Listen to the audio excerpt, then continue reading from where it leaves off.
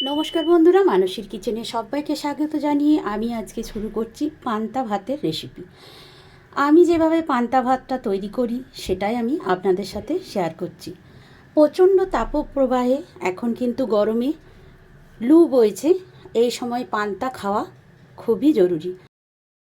শরীর মন ঠান্ডা রাখতে তাই আমি পান্তার রেসিপি আপনাদের সাথে শেয়ার করছি, আর আমি যেভাবে বানাই সেটাই আমি আপনাদের সাথে শেয়ার করব। দেখতে থাকুন আমার এই ভিডিওটি। নতুন পুরনো সকল বন্ধুদের স্বাগত জানিয়ে আজকে আমি পান্তা ভাতের রেসিপি শুরু করছি। এখানে আমি দেখুন মিডিয়াম সাইজের দুটো আলু নিয়েছি।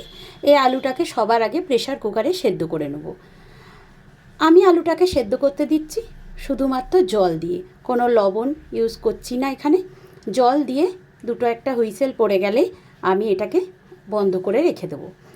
আর প্রেসার কুকারের গার্ডারটা লাগানো হয়নি, তাই আমি গার্ডারটা লাগিয়ে এটাকে বন্ধ করে দিয়ে তারপর গ্যাস ওভেনটা জ্বালিয়ে দিয়ে আমি এটাকে বসিয়ে দিচ্ছি। সিটি পড়ার জন্য অপেক্ষা করছি, আর ততক্ষণে আমি আরও একটা কাজ করে নিচ্ছি। আর দেখুন, আমি এখানে আলু সেদ্ধ বা যেসব উপকরণ দিয়ে পান্তা ভাতটা বানাবো সেটা আমি আপনাদের সাথে শেয়ার করছি। অনেকেই কিন্তু আলু ভাজা, ডালের বড়া, আরও অনেক কিছু দিয়ে, ডিমের অমলেট, অনেক কিছু দিয়ে বানায়। আমি কিন্তু একেবারে অন্যরকম পদ্ধতিতে পান্তাটা বানাচ্ছি। এখানে দেখুন একটা শিলনোড়া পেতে নিয়েছি, আর সেখানে দিচ্ছি 2 চামচ পোস্ত। আমি কিন্তু একজনের মতো পান্তারের তৈরি করছি, তাই আমি 2 চামচ পোস্ত নিয়েছি, আর একটা কাঁচা লঙ্কা নিয়েছি, আর সামান্য একটু লবণ দিয়েছি। এবার শিলনোড়া দিয়ে এই পোস্তটাকে খুব ভালো করে মিহি করে বেটে নেব। আর কাঁচা পোস্ত দিয়ে যদি পান্তা খান তাহলে শরীর ঠান্ডা রাখে এই কাঁচা পোস্ত, আর কাঁচা পোস্ত কিন্তু ঘুম হতে সাহায্য করে। যারা অনিদ্রায় ভোগে তারা কিন্তু কাঁচা পোস্ত খেলে তাদের ঘুম হবে ভালো। তাই কাঁচা পোস্ত শরীর ঠান্ডা রাখে বলে আমি পান্তাতে কাঁচা পোস্ত যোগ করছি। এখানে দেখুন পোস্তটা আমার বাটা হয়ে গেছে, আর একটু লবণ দিয়ে বাটলে পুরোটাই পোস্তটা শিল থেকে তোলা যায়। তাই আমি একটু লবণ দিয়ে দিয়েছি, আর লবণটা ভালোভাবে মিশেও যাবে, তাই লবণ দিয়ে কাঁচা লঙ্কা দিয়ে পোস্তটাকে বেটে নিলাম। এবার দেখুন, আপনারা চাইলে এই কাঁচা পোস্ততে তেলও দিতে পারেন, কাঁচা সর্ষের তেল, কিন্তু আমি যেহেতু পান্তাটাতে মাখবো তেল, আর সেই জন্য আলাদা করে তেল দিচ্ছি না। আর যতটুকু লেগে আছে শিলনোড়ার মধ্যে পোস্তটা, কারণ পোস্ত কিন্তু ফেলে দেওয়া যাবে না, কোনো মশলাই ফেলা উচিত নয়, তাই পোস্তটাকে খুব ভালোভাবে নিয়ে নিতে হবে। এবার পোস্তটাকে যতটা সম্ভব আমি শিলনোড়া থেকে নিয়ে নিলাম। দেখুন এইভাবে আমার পোস্তটা বাটা হয়ে গেছে। অন্যদিকে আলু সেদ্ধটাও আমার তৈরি হয়ে গেছে। আলু সেদ্ধটা এখন একটা হাতার সাহায্যে একটা ছোট্ট প্লেটে আমি তুলে নিচ্ছি। এবার আলু সেদ্ধটাকে মাখবো। কি দিয়ে মাখবো সেটাই আপনাদের সাথে শেয়ার করি, চলুন। গ্যাস ওভেনে কড়াই বসিয়ে দিয়েছি, আর সর্ষের তেল দিয়েছি। এই রেসিপিগুলো কিন্তু সর্ষের তেলেই করতে হবে। আর তেলটা গরম হয়ে গেলে দিয়ে দিলাম একটা শুকনো লঙ্কা। আমি ঝালটা কম খাই, তাই কম দিয়েছি। আপনারা চাইলে আরও শুকনো লঙ্কা বা কাঁচা লঙ্কাও দিতে পারেন, তবে শুকনো লঙ্কা দিলে খুব সুন্দর একটা সুগন্ধ পাওয়া যায়। আর দিয়ে দিয়েছি সামান্য একটু জিরে। এবার এগুলোকে একটু ভাজা ভাজা হলে শুকনো লঙ্কাটা কিন্তু আমি তুলে নিলাম।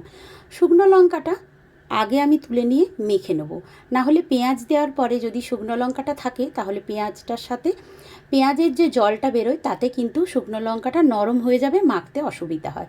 তাই আগে ওটাকে তুলে রাখলাম, এবার আগে মেখে নেবো। আর পেঁয়াজটাও এদিকে নাড়াচাড়া করে একটু লালচে কালার আসা পর্যন্ত অপেক্ষা করব।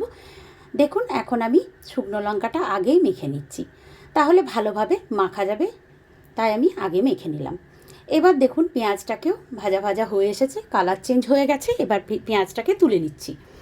পেঁয়াজটাকে এভাবে তুলে নেব, আর কিছুটা তেল আমি এখন এতে দেব, আর বাকি তেলটা কিন্তু এই ভাজা তেলটাই আমি পান্তাতে ইউজ করব। আপনারা দেখতে থাকুন আমার এই ভিডিওটি। এবার দেখুন আলু সেদ্ধটাকে লবণ দিয়ে ভালোভাবে মেখে নেব। আপনারাও কিন্তু কমেন্ট করে আমাকে জানাবেন কে কীভাবে পান্তা বানান। আর এখন এই গরমে বড় বড় রেস্টুরেন্ট বা হোটেলেও পান্তা পাওয়া যাচ্ছে, তাই পান্তা খাওয়া কিন্তু খুবই জরুরি এই গরমের দিনে। শরীর মন ঠান্ডা রাখতে পান্তার জুড়ি মেলা ভার। দেখুন আমি একটা প্লেটে ভাতটাকে জল সমেত ভাতটাকে নিয়ে নিয়েছি। এটা জলে অনেকক্ষণ ভিজেছে। আগের দিনের ভাত হলে তবেই কিন্তু পান্তা হয়, আর যদি আপনারা গরম ভাত করতে চান সেক্ষেত্রে আপনারা জল ঢেলে রাখবেন 2-4 ঘন্টা, তাহলেই হয়ে যাবে। এবার দেখুন আলু সেদ্ধটা পরিমাণ মতো নিয়ে নিলাম, আর কাঁচা পোস্তটাও এর সঙ্গে নিয়ে নিলাম।